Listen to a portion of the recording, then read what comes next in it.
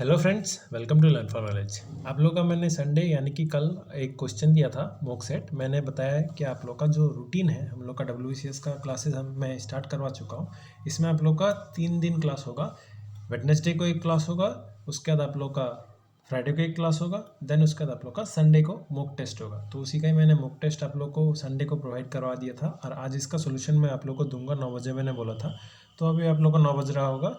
तो ये सॉल्यूशन जो है ये पूरा पीडीएफ में सॉल्यूशन है। और ये अगर आप लोग को सॉल्यूशन पीडीएफ में चाहिए तो डिस्क्रिप्शन बॉक्स में नहीं, हम लोग के व्हाट्सएप ग्रुप में मिल जाएगा। व्हाट्सएप ग्रुप का लिंक मैंने डिस्क्रिप्शन बॉक्स में दिया हुआ है, वहाँ से डायरेक्ट क्लिक करके आप लोग ज्वाइन हो जाइए। ये अभी हम लोग सब कुछ फ्री ऑफ कॉस्ट करा रहे हैं, ठीक है। देन नेक्स्ट जनवरी से ये 200 rupees per month paid group हो जाएगा। तो यहाँ पे जो क्वेश्चन है, क्वेश्चन मैंने टोटल आप लोग को 43 दिया था और बोला था 2 क्वेश्चन आप लोग का वीडियो में होगा, तो वो मैं यहाँ पर ही दे दूंगा। तो जो क्वेश्चन है वो देख लीजिए। सबसे पहला क्वेश्चन है, who was the political Guru of Mahatma Gandhi. Mahatma Gandhi के पॉलिटिकल गुरु कौन थे? गोपाल कृष्ण गोखले जी थे। और इनके ही कहने पर CF एंड्रूज ने महात्मा गांधी को बुलाया था। कहाँ से? साउथ अफ्रीका से, ठीक है। अब पूछ लेंगे गोपाल कृष्ण गोखले के जो पॉलिटिकल गुरु है वो कौन है? वो है MG रानाडे, यानी कि महादेव गोविंद रानाडे जी है, ठीक है। ये आप लोग थोड़ा सा जान के रखिए। द नेक्स्ट है, home rule movement was started by which freedom fighter. किसने स्टार्ट किया था? एक्चुअली जो अप्रैल महीने में स्टार्ट किया गया था वो बाल गंगाधर तिलक ने स्टार्ट किया था, और अदियार में एनी बेसेंट ने स्टार्ट किया था, वो सितंबर में स्टार्ट किया था। तो स्टार्टिंग अगर बोलेंगे तो बाल गंगाधर तिलक हो जाएगा, ठीक है। और यहीं पर ही इन्होंने क्या एक स्लोगन दिया था, Swaraj is my birth and I shall have it. ये वाला स्लोगन इन्होंने दिया था। देन नेक्स्ट है आप लोग का 3rd number question, the seditious meeting act was passed in. अब यहाँ पे देखिए, सेडिशियस मीटिंग एक्ट क्या है? आप लोग का जो भी ब्रिटिश लोगों को जो लगता था हाँ ये लोग एक साथ मीटिंग नहीं करना चाहिए, में एक साथ मीटिंग करेंगे तो हाँ ये गलत होगा, या एक साथ अगर आप लोग मीटिंग करोगे तो ये उनका रूल्स एंड रेगुलेशन के खिलाफ है, या आप लोग क्या कर रहे हो, कुछ फ्रीडम के स्ट्रगल के लिए कुछ डिस्कशन कर रहे हो, या कुछ भी आपत्तिजनक कामें कर रहे हो। तो उसी के लिए क्या हुआ था, ये आप लोग का एक एक्ट पास हुआ था कि आप लोग ज़्यादा लोग एक साथ क्या संगठन नहीं बना सकते या एक साथ मीटिंग नहीं कर सकते। तो ये चीज़ आप लोग का क्वेश्चन आता है, यहाँ पे कंफ्यूजिंग होता है। कहीं पर आप लोग का 1911 दिया है, कहीं पर आप लोग का 1907 दिया है, बट इसका करेक्ट आंसर आप लोग का 1911 हो जाएगा, ठीक है। ये वाला थोड़ा सा देख लीजिएगा। द नेक्स्ट है 4th नंबर, the first Indian national Congress meet at. ये कहाँ पे मीट किया था? ये बॉम्बे में मीट किया था। और यहाँ पे आप लोग का और एक चीज़ बता दूँ, बॉम्बे में पहले नहीं हुआ था, पहले पुणे में होने का बात था, बट पुणे में क्या हो गया था, आप लोग का प्लेग हो गया था। तो यहाँ पे क्या हुआ, आप लोग का आंसर बॉम्बे होगा, ठीक है। देन नेक्स्ट है 5th, इंडिया फॉर इंडियंस। ये एक पॉलिटिकल मैसेज है। ये पॉलिटिकल मैसेज किसने दिया? अगर बोलेंगे ये इंडिया फॉर इंडियंस एक बुक है, ये बुक किसने लिखा था? ये बुक लिखा था CR दास, यानी कि चित्तरंजन दास ने लिखा था। बट ये एक पॉलिटिकल मैसेज था, ये दिया था स्वामी दयानंद सरस्वती ने दिया था, ठीक है। तो ऑप्शन डी करेक्ट हो जाएगा। देन नेक्स्ट है 6th number, when was the Rajagopalachari formula evaluate. तो यहाँ पे जो C राजगोपालाचारी है, या राजा जी फार्मूला, या C राजगोपालाचारी फार्मूला है, ये फार्मूला आप लोग का इवॉल्व हुआ था 1944 में, 1944 में। किस लिए इवॉल्व हुआ था? जैसे आप लोगों का क्या था, कॉन्स्टिट्यूशन रिफॉर्म्स के लिए मुस्लिम लीग एक अपना 14 पॉइंट ऑफ जिन्ना दे रहा था, और Indian national Congress Nehru report दे रहा था। इन दोनों में कॉन्फ्लिक्ट हुआ था। देन उसके बाद क्या बोला गया, C राजगोपालाचारी ने बोला ठीक है, हम लोग कॉन्स्टिट्यूशन रिफॉर्म्स के लिए अपना एक कंबाइन करके एक रिपोर्ट पेश करेंगे। इसमें क्या होगा, जो डिवीज़न हो रहा था, मुस्लिम लीग बोल रहा था हम लोग को अलग सा पाकिस्तान चाहिए, और कांग्रेस बोल रहा था कि नहीं हम लोग इसको तोड़ेंगे नहीं। देन बातचीत में भी कुछ सॉल्व नहीं हो रहा था। देन C राजगोपालाचारी ने एक आइडिया दिया था। क्या आइडिया दिया था कि जहाँ पे आप लोग का वो Pakistan area and Bangladesh area है, इन दोनों जगह में वोट कर लीजिए। वहाँ के लोगों से पूछ लीजिए कि वोट में वो लोग कहाँ जाना चाहते हैं, इंडिया में रहना चाहते हैं या पाकिस्तान में रहना चाहते हैं। तो उसके बाद वोटिंग करने के बाद ही आप लोग फैसला कर लीजिए। ये फार्मूला उन्होंने दिया था, और ये आप लोगों का क्या था, C राजगोपालाचारी फार्मूला। और ये कब इवॉल्व हुआ था? ये 1944 में इवॉल्व हुआ था, ठीक है। देन नेक्स्ट 7th नंबर, when did the cabinet mission come to India. Cabinet mission में जो 3 लोग आए थे, पैट्रिक लॉरेंस, स्टैफोर्ड क्रिप्स और AB अलेक्जेंडर, ये कॉन्स्टिट्यूशनल रिफॉर्म्स के लिए आए थे, और ये 1946 में आए थे, ठीक है। देन नेक्स्ट है 8th number, which of the following was a poet and political thinking. इनमें से कौन से एक पोएट है और पॉलिटिकल थिंकर भी है? तो मोहम्मद इकबाल, इन्होंने एक बहुत ही इंपॉर्टेंट पोएम लिखा था, आप लोग को पता रहना चाहिए, सारे जहाँ से अच्छा हिंदुस्तान हमारा, ये वाला पोएम इन्होंने ही लिखा था, मोहम्मद इकबाल ने लिखा था। और ये पॉलिटिकल थिंकर भी है, और इनके ही दिमाग से उपजा था जो अलग सा पाकिस्तान का क्या स्टेट जो है उसका नाम, ठीक है, पाकिस्तान का नाम किन्होंने दिया था, इन्होंने ही दिया था। देन नेक्स्ट ऐसे करके बहुत सारे क्वेश्चंस है पाकिस्तान से रिलेटेड, वो सब मैं आप लोग को बाद में कराते रहूँगा। 9th, which year did Bankim Chandra Chattopadhyay write Anand Math? Anand मठ से ही हमने क्या लिया था, अपना वंदे मातरम नेशनल सॉन्ग लिया था, बट ये लिखा कब था उन्होंने, ये 1882 में लिखा था, ठीक है। The next 10th number, Moplah rebellion, ये 1921 में हुआ था, कहाँ पे हुआ था, मलाबार कोस्ट के वहाँ पे हुआ था, मलाबार कहाँ पे, केरला में है, तो करेक्ट आंसर ऑप्शन सी हो जाएगा। देन 11th नंबर, first satyagraha campaign of Gandhi ji was started in, first satyagraha campaign कहाँ पे हुआ था, 1917 में हुआ था, चंपारण में हुआ था, ये करेक्ट हो जाएगा।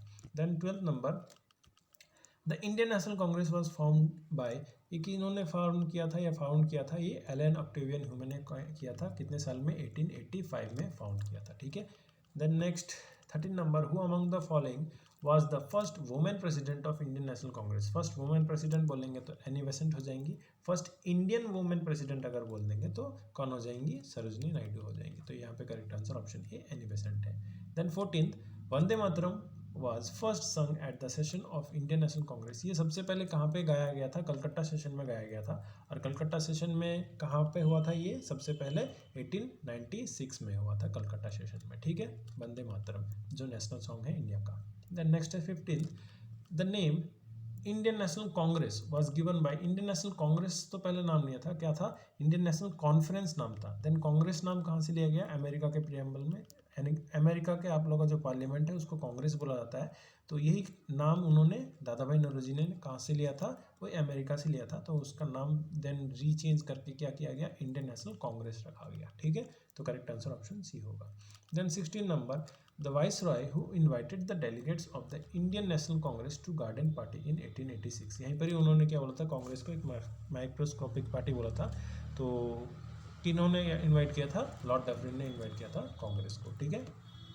देन नेक्स्ट 17 नंबर, during the reign of who of the following was Indian national Congress banned and over 1,20,000 persons were arrested, किसके टाइम पे ये हुआ था, बैन किया गया था एंड अरेस्ट किया गया था, लॉर्ड विलिंगडन के टाइम पे किया गया था, ऑप्शन सी करेक्ट है। Then 18 number, in which of the following year was the all India trade union Congress found in Bombay, Bombay में फॉर्म होता है all India trade union Congress 1920 में, और इसके जो प्रेसिडेंट थे या फाउंडर्स भी बोल सकते हो, ये कौन थे, लाला लाजपत राय जी बोलते हैं, ठीक है, करेक्ट आंसर ऑप्शन सी हो जाएगा। Then next, consider the following events in 1919, यानी 1919 में इनमें से कौन सा क्रोनोलॉजिकल ऑर्डर में सेट कीजिए, कौन सा पहले हुआ था कौन सा बाद में हुआ था, ठीक है, क्रोनोलॉजिकल ऑर्डर में सेट करना है। तो सबसे पहले जो आप लोग को हुआ था वो क्या था, रॉलेट एक्ट आया, रॉलेट एक्ट में क्या हुआ था, हबीस कॉर्पस आप लोग को मतलब उठाई दिया था, उसमें क्या है, कोई भी आप लोग एक साथ मीटिंग नहीं कर सकते, अगर मीटिंग करोगे तो आप लोग को सस्पिशियसली कहीं से भी उठा के लेके चला जाएगा। देन वही नो अपील, नो दलील, ना बिना वकील जो चीज़ है वो सब मैं बाद में पढ़ाऊँगा। तो यहाँ पे रॉलेट एक्ट सबसे पहले आया, ठीक है। देन उसको अंग्रेज लोगों को थोड़ा सा भी संदेह होगा, हाँ आपने कुछ किया है, गलत किया, तो आपको जेल में भर देंगे, ऐसे करके ये था, तो रॉलेट एक्ट में हुआ। देन रॉलेट एक्ट के कारण ही क्या हुआ था, जलियांवाला बाग मैसेकर हुआ था, जलियांवाला बाग हत्याकांड हुआ था, 2 लोगों को पकड़ के लेके चले गए थे, इसलिए जलियांवाला बाग में सब लोग एक साथ एकत्रित हुए थे। देन उसका जलियांवाला बाग हत्याकांड होने के बाद सब लोग एकदम आक्रोश में आ गए थे, सब लोग एकदम मतलब दुख हो गए थे, गुस्सा हो गए थे, सब लोग बोल रहे थे कि हम लोग को जो भी उपाधि मिले हैं या हम लोग को जो भी कुछ मिला है सब लोग हम रिटर्न कर देंगे। तो रविन्द्रनाथ टैगोर ने अपना नाइटहुड उपाधि रिटर्न कर दिया था, महात्मा गांधी ने अपना काइजर हिंद रिपोर्ट उपाधि रिटर्न कर दिया था, ऐसे करके बहुत लोगों ने इस्तीफा भी दे दिया था अपने जॉब से। तो उसके बाद 4th नंबर हुआ। देन एट द एंड जिन्होंने गोली चलाया था, जिसने गोली चलाया था, किसने, जनरल लॉ डायर ने गोली चलाया था, उसके ऊपर क्या हंटर कमीशन एक बैठा था, हंटर रिपोर्ट में क्या बताया था, वो उनको जवाब देना पड़ा था कि किस लिए गोली चलाया गया, आपको किसने ऑर्डर दिया था, ये सब, ठीक है। तो क्या होगा इसका सीरीज 1 3 4 2 हो जाएगा, करेक्ट आंसर ऑप्शन बी हो जाएगा।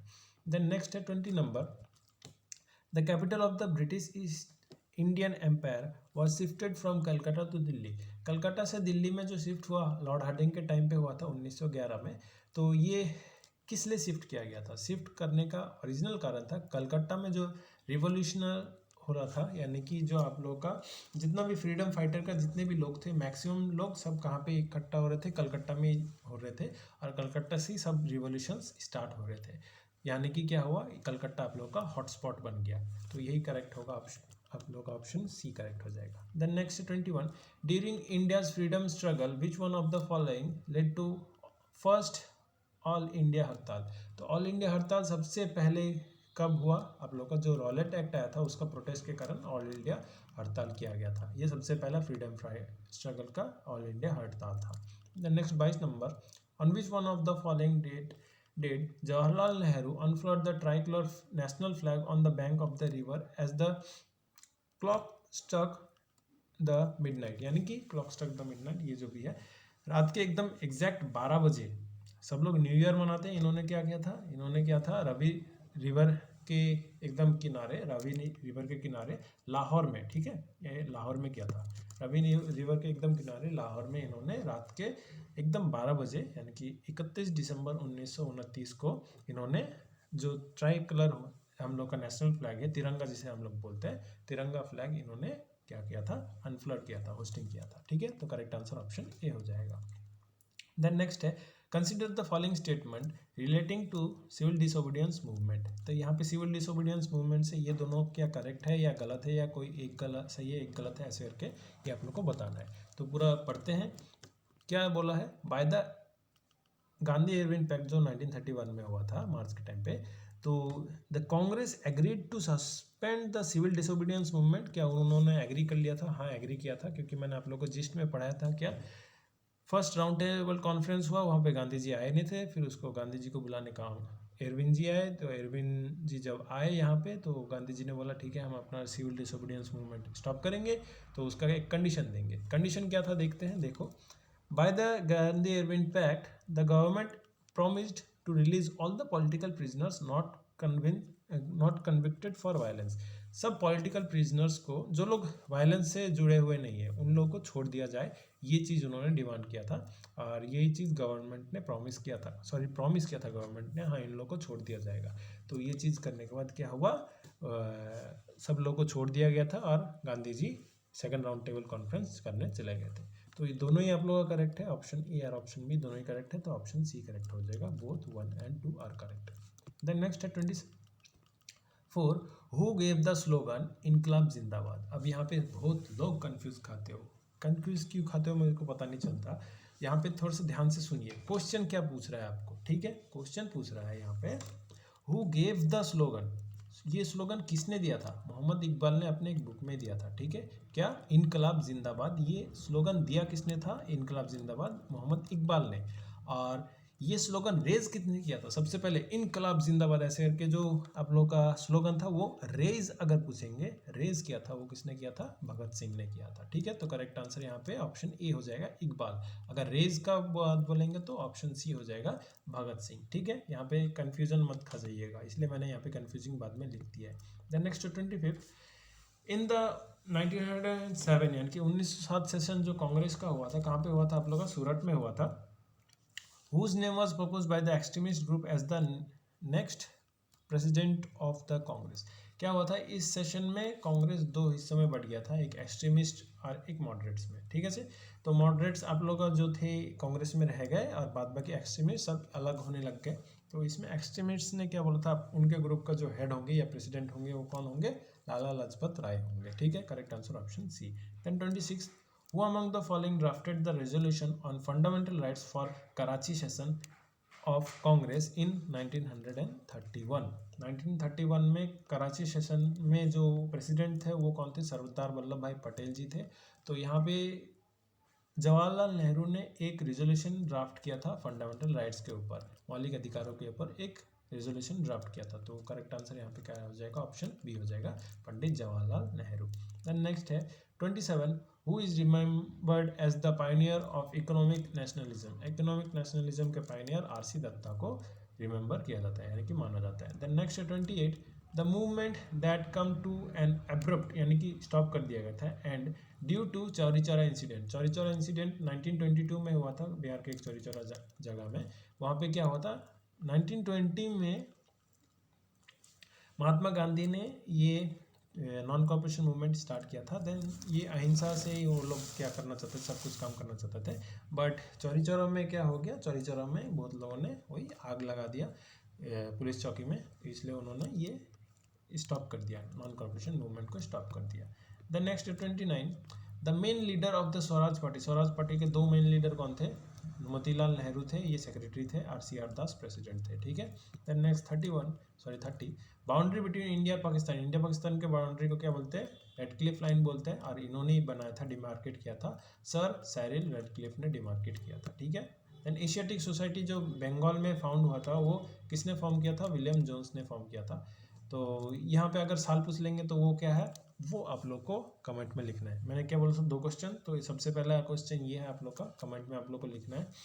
Then next 32, the first Muslim to be elected as president of Indian national Congress, Indian national Congress के सबसे पहले मुस्लिम प्रेसिडेंट बदरुद्दीन तैयब जी थे, और यंगेस्ट प्रेसिडेंट बोल देंगे तो मौलाना अबुल कलाम आज़ाद, ठीक है। द नेक्स्ट है 33 में बोला है, who was the person during the 19th century to write a book in the economic drain of India caused by British rule.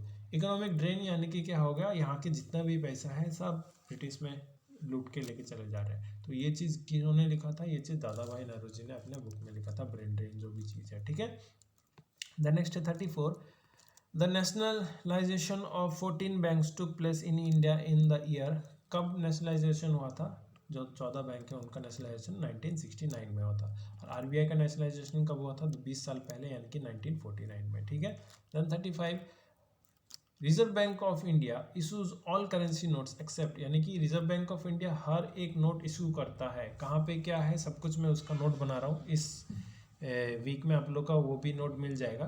तो सिर्फ एक चीज़ नहीं बनाता रिजर्व बैंक ऑफ इंडिया, वो क्या है आप लोग का, वो 1 रुपी नोट। 1 रुपी नोट कौन बनाता है, मिनिस्ट्री ऑफ फिनेंस बनाता है, और उसमें जो सिग्नेचर होता है, जैसे हर एक कॉइन में, हर एक रुपए में RBI का गवर्नर का सिग्नेचर होता है, वैसे ही रिजर्व बैंक ऑफ इंडिया ये सब जितने भी नोट्स बनाता है उसमें गवर्नर हो गया, बट 1 रुपये का नोट में फिनेंस सेक्रेटरी का साइन होता है, ठीक है। ये थोड़ा सा ध्यान से पढ़ लीजिएगा। देन फिनेंस मिनिस्टर नहीं, फिनेंस सेक्रेटरी, यहाँ पे कंफ्यूज कर देते हैं बहुत लोग। देन नेक्स्ट है ब्लैक मनी क्या होता है। देखिए ऐसे टाइप के क्वेश्चन क्या होते हैं, यहाँ पे आप लोग को सिर्फ एक थोड़ा सा लॉजिकली सोचना पड़ेगा कौन सा चीज़ हो सकता है। यहाँ पे इकोनॉमिक्स में ऐसे ऐसे क्वेश्चन आएंगे जो आप लोगों ने कभी पढ़ा नहीं होगा, बुक में पढ़ा नहीं होगा, बट आंसर कर सकते हो, एकदम बेसिक चीज़ है। काला धन, ब्लैक मनी किसे बोलते हैं, वो चीज़ जिसका कोई अकाउंट ना हो, वो चीज़ जिसका कोई हिसाब ना हो, उसे हम लोग क्या बोलते हैं, ब्लैक मनी बोल देते हैं, यानी अनअकाउंटेड मनी, ठीक है।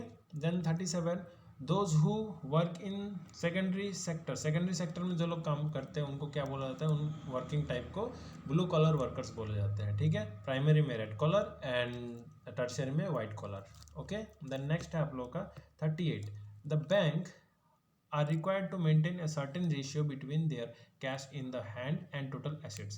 This is called, यहाँ पे देखिए ये सब कोई रेशियो है ही नहीं, ये सब फालतू फालतू दिया हुआ है। ऑप्शन सिर्फ बी करेक्ट है, स्टैट्यूटरी लिक्विडिटी रेशियो, यानी कि स्टैट्यूटरी लिक्विड रेशियो जो है यहाँ पे आप लोग का एक क्या रखना, शेयर रखना पड़ता है। ये ऑलमोस्ट 27 या 21 पॉइंट समथिंग % के करीब होता है। ये सब भी पढ़ाया जाएगा आप लोग को। देन नेक्स्ट है 39, in India the first bank of limited liability manages by Indian and founded in 1881 में आउथ कमर्शियल बैंक फॉर्म हुआ था। इसमें क्या था, पहले तो इंडियन बैंक होते नहीं थे, फिर धीरे धीरे इंडियन लोग बैंक बनाने लग गए। फर्स्ट लिमिटेड शेयर अगर बोलेंगे तो ये आउथ कमर्शियल बैंक हो जाएगा, और फुल्ली इंडियन शेयर या फुल्ली इंडियन सब कुछ अगर बोलेंगे तो वो Punjab national bank fully Indian share, और फुल्ली इंडियन सब कुछ इंडियन लोगों ने किया है, वो क्या था आप लोग का सेंट्रल बैंक, और उसी को हम लोग स्वदेशी बैंक भी बोलते हैं, ठीक है।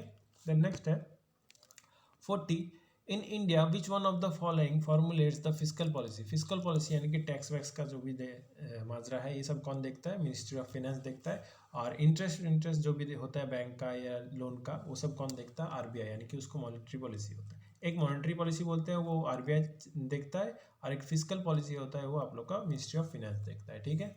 The next 41, the state which has the highest sugar cane production in India. Sugar cane production सबसे ज़्यादा कहाँ पे होता है, उत्तर प्रदेश में होता है। देन उसके बाद 42, what is the share % of tertiary sector in our GDP में टर्शियरी सेक्टर 50% से भी ज़्यादा शेयर देता है, तो यहाँ पे आप लोगों का क्या हो जाएगा 50% ऑफ GDP, ठीक है। वो जो परसेंटेज का मैंने एक चार्ट आप लोग को दिया था वो सब चार्ट आप लोग पढ़ के रखिएगा। कई बार आप लोग एग्जैक्ट वैल्यू भी पूछ लेते हैं, ठीक है। एग्जैक्ट वैल्यू तो 50% है नहीं, जो है आप लोग को पूछ लेते हैं, वो आप लोग देख लीजिएगा।